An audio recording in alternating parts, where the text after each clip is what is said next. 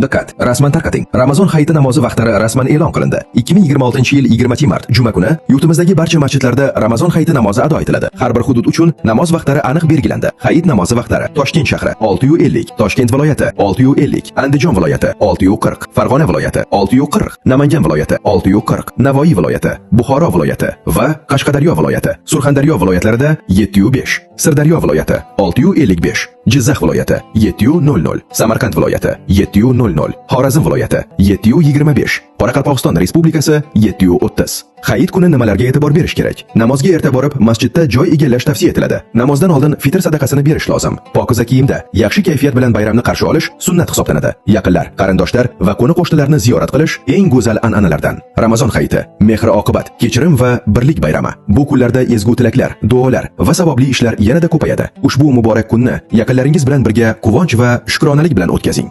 Ushbu xabarni ko'proq insonlar ko'rishi uchun videoga like bosib, yaqinlaringizga yuborishni unutmang. Surxondaryoliklar kanalini bizda kuzating va kanalimizga obuna bo'ling.